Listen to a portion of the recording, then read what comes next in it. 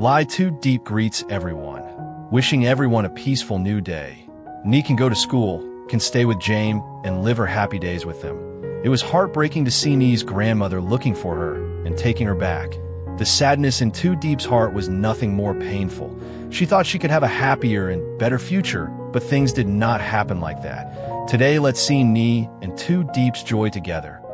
It was early in the morning. The sky still gray and misty, and a storm was rolling in.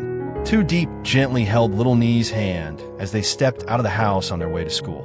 Life had been simple for Diep, but everything changed the day she found Nee abandoned outside a pagoda in the pouring rain. Since that moment, she had raised the child as her own. Though she hadn't given birth to Nee, she had poured all the love of a mother into that little girl, staying up with her through fevers, cooking her favorite meals, wiping away her tears, and teaching her to read and laugh again. Diep never imagined that this morning might be their last one together. As she dropped Nee off at school, an elderly woman approached. Her eyes studied Diep closely before she spoke. "Are you Diep? Where is little Nee?" Caught off guard, Diep nodded politely. "Yes, I'm Diep.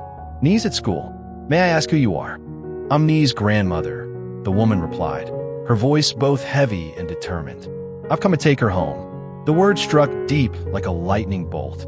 The months of motherhood, the memories, the bond, all now reduced to nothing more than a misunderstanding in the eyes of blood relatives.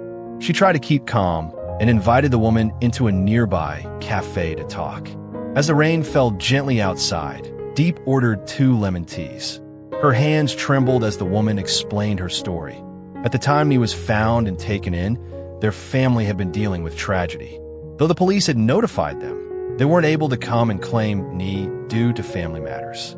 Now, with things settled, she had come to bring her granddaughter home, where she truly belonged. Diep listened in silence, her heart sinking deeper with every word. She had gone through legal channels to adopt Nee. She had loved and cared for her like her own daughter.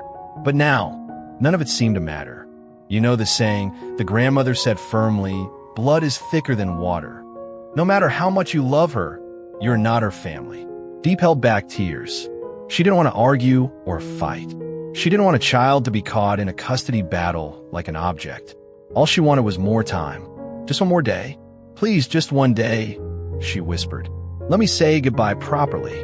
The old woman hesitated, sighed deeply, and finally said, "One day, but only one. Tomorrow, I will take her." Diep nodded, swallowing her pain. That night, she took Nee to a small cafe. They shared sweet milk tea and simple snacks. Diep tried to smile, hiding the heartbreak building in her chest. "Is today a special day?" Nee asked, happily munching on her snack. "No," Diep replied softly. "It's just been a while since I've taken you out." "Are you sad?" Nee asked again, sensing something. "No, sweetheart," Diep forced a smile. "As long as you're here, I'm happy." "Don't be sad, Mommy," Nee said innocently, hugging her tight. "I'm here." Diep turned away, tears falling freely. How could she tell this child that tomorrow she might be taken away forever? The next morning, the grandmother returned with all the legal documents in hand. She was ready to take Nee. Diep packed the girl's belongings quietly.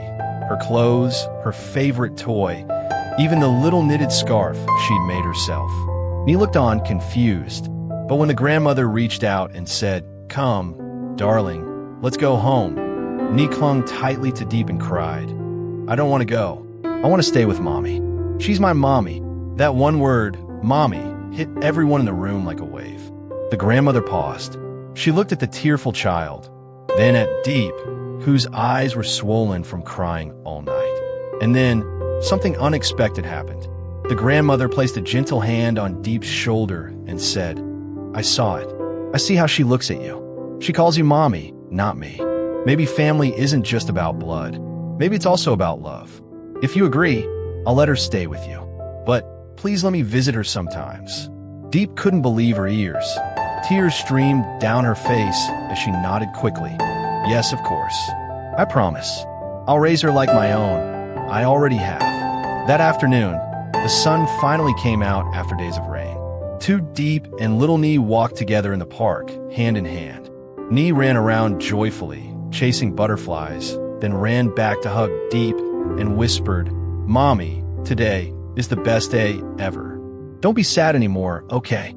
Diep smiled through her tears and hugged her tight. In that moment, she realized that motherhood wasn't just about biology. It was about the love you give, the sacrifices you make, and the quiet, unbreakable bond between two souls who are meant to find each other. And in that love, she had already won the greatest gift life could ever offer.